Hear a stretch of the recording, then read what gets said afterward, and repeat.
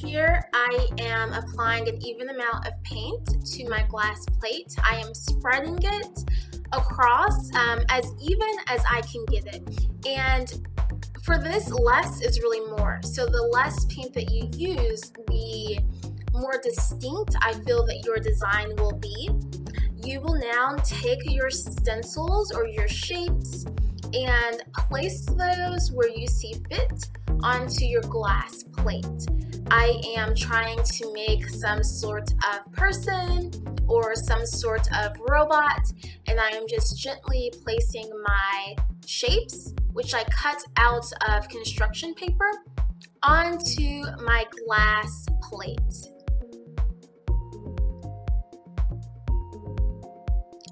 After you do this, you will take your piece of paper or your piece of cardstock and place that over your paint. Press down, making sure that you are evenly transferring the paint, making sure that you are getting all areas of your glass plate. Keep pressing, remove your paper, and you now have your monoprint. Here I am adding two colors. So we have blue, we have yellow. I am spreading both of those colors similar to how I did before. I am making sure that I am spreading those two colors evenly so that we have a nice, crisp, even monoprint.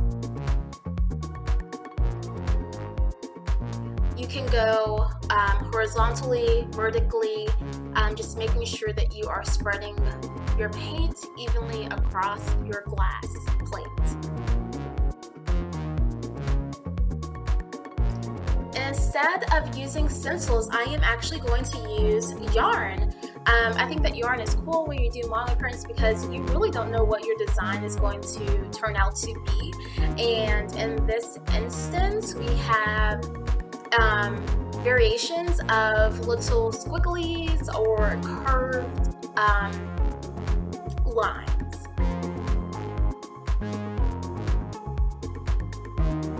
Placing my paper on top, pressing down, make sure you smooth it out, make sure that you get every single corner of your monoprint.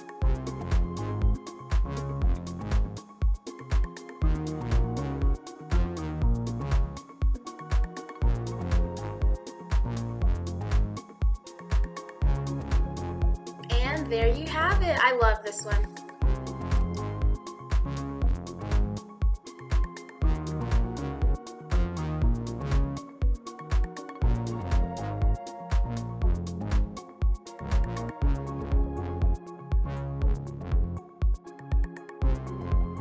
So there are many ways to make a monoprint. You do not have to have a glass plate. If you have a piece of cardboard and foil, then that is as good as your glass plate. And this is great for younger children, especially maybe if you have a classroom, you want to do this with multiple kids. So place your foil over your cardboard, tape it to secure. You want to get out your paint and spread your paint just like you did with the glass plate. You can use a paintbrush or you can use a sponge. For the foil, you actually probably need more paint than you did for your glass plate. So I'm adding a little bit more, spreading it evenly across.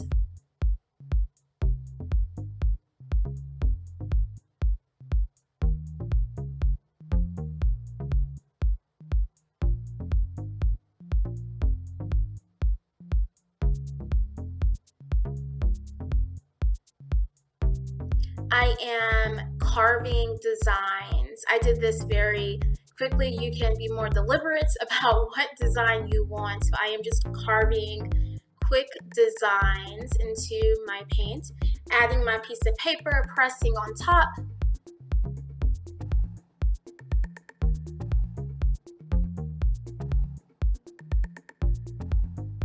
Remove, and there you go.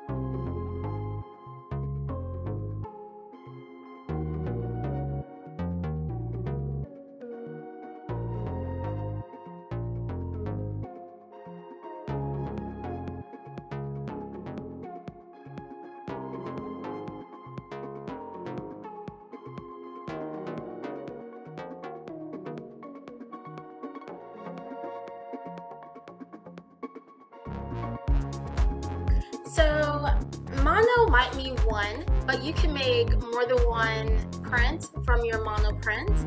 I am going to show you how to make a ghost print. You're going to do the same thing you've done before. Take your paint, smooth it onto your surface. Less is more.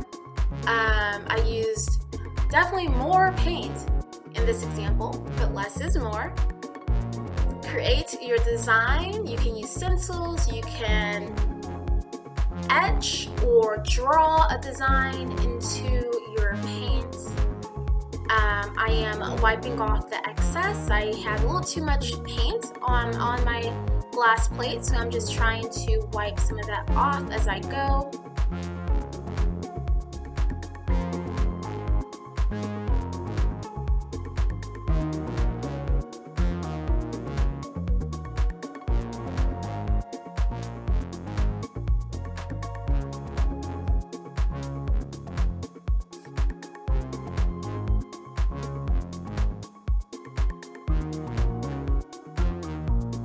Take your piece of paper, place it on top, press down,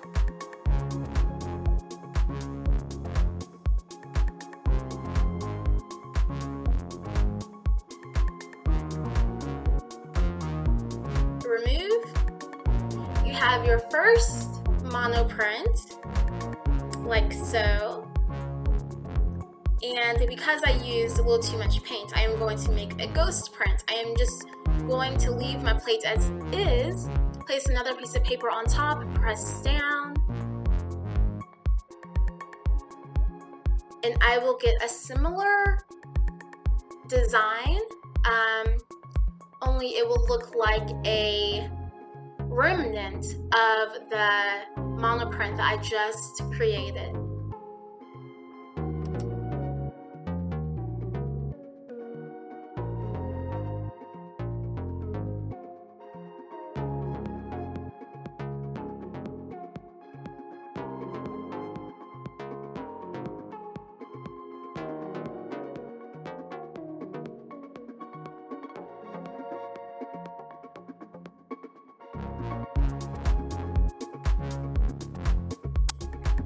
I do want to briefly correct myself. I have said that I used a glass plate, and I did not use a glass plate in this video. I used jelly plates. Jelly plates are just how they sound. They are basically in the form of gel that is solid, and but you can still create your mono prints. But you can use a glass plate that is designed for mono printing. You can also use the example of cardboard and foil. So once you have created your mono print, be sure to use the hashtag ArtSparksFromHome to show us what you have created.